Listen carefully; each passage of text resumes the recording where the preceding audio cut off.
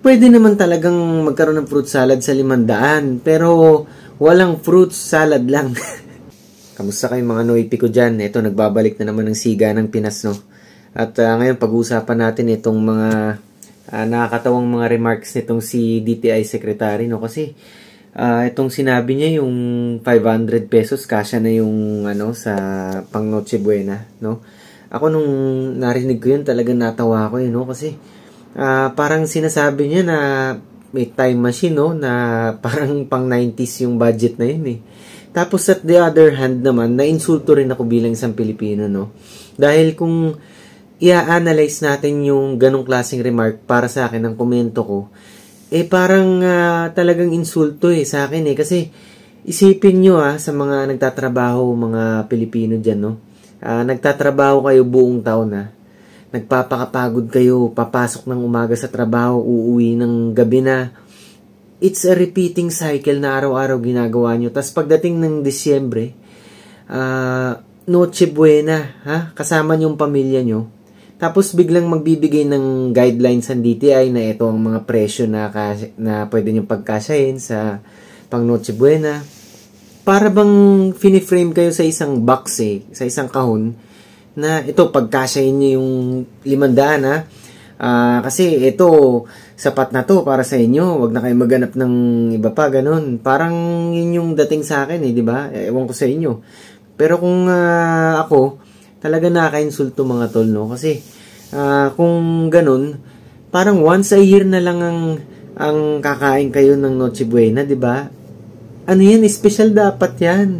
Di ba? Feast nga Ibig sabihin nun yung dapat kahit hindi magarbo, kahit hindi kayo maghanap ng luxury, yung makakain man lang kayo ng masarap, yung iba sa kinakain nyo na pang-araw-araw, di ba?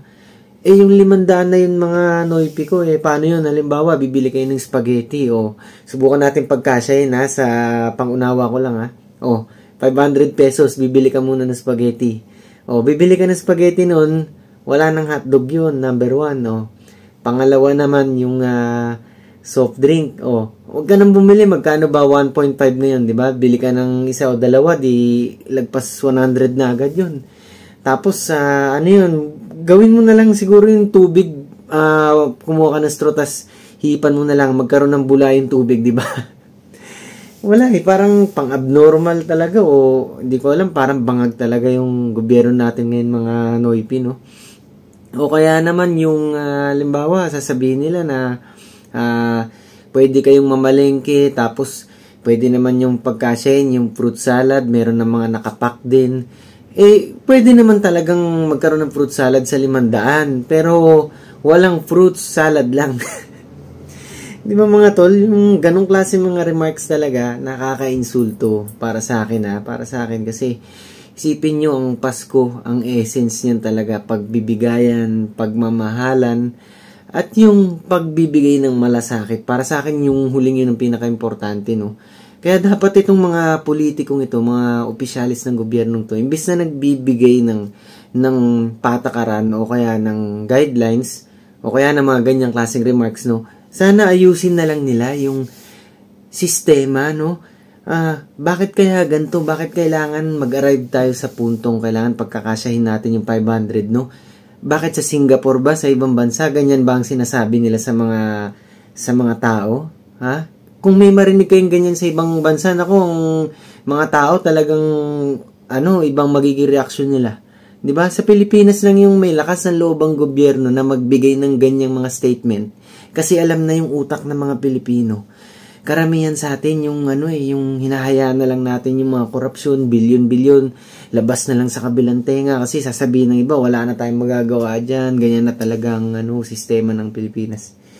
Pero ang totoo mga tol, mga noipi ko, meron tayong kakayahan na baguhin to, no? Magsisimula sa kabataan Tayong mga kabataan talaga, tayong pag-asa. Totoo yan, sabi nga ni Jose Rizal Naniniwala ko dyan mga tol kasi yung mga old names na yan, no? Hindi dahil mabagal na sila, matanda na sila, no?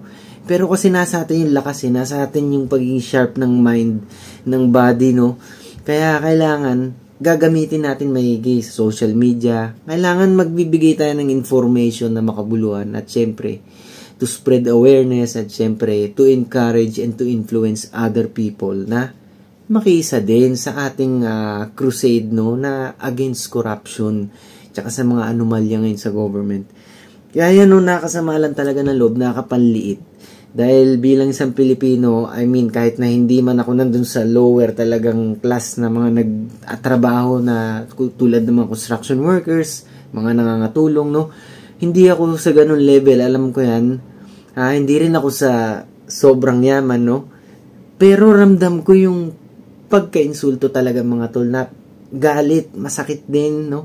Na sasabihan ka 500 pesos, ha? Pag kasyahin nyo yan, kasya yan. Ito mga pwede nyong bilhin. May kesong ganito, may gantong mga salad-salad na nakapak. Nako po. Kaya mga tol, nako. Sana lang talaga ito makaabot to sa mga pag-asa ng bayan natin ngayon. Yung mga bagong sibol ng mga leaders kung tatawagin ko. Leaders kasi talagang hindi lang sila para sa posisyon o kapangyarihan. Pero talagang yung meron silang pagmamahal at malasakit sa taong bayan, no? Number 1 dyan sa isip ko, si Kiko Barsaga, si congressman, no? Leviste, pangalawa, congressman Leviste, no? Damay niyo na si Sir J.B. Hinlo, yung tumakbong senador yan, nung nakaraang eleksyon, PDP laban. Yung mga taong yan, ako, pag naupo yan, nasamahan ng ibang mga same formula nila, nako, kaya pang mahigitan ng Singapore niyan. Hindi ako nag-i-imagine, no, nangangarap, no. Nangangarap pero may possibility kasi ngayon bulok na bulok talaga ang sistema natin mga tol, no. So yan, habang papalapit ang Pasko, sana magpakatatag tayo lalo. Maraming mga injustices ngayon sa paligid sa government. Maraming mga dinidikdik, maraming mga inaalipusta, maraming mga sinasanction, sinususpinde tulad ni Congressman Kiko Barsaga, pero ang Diyos hindi yan natutulog. Matulog man ang buong mundo, ang Diyos alam ang bawat smallest detail na nangyayari sa araw-araw, no.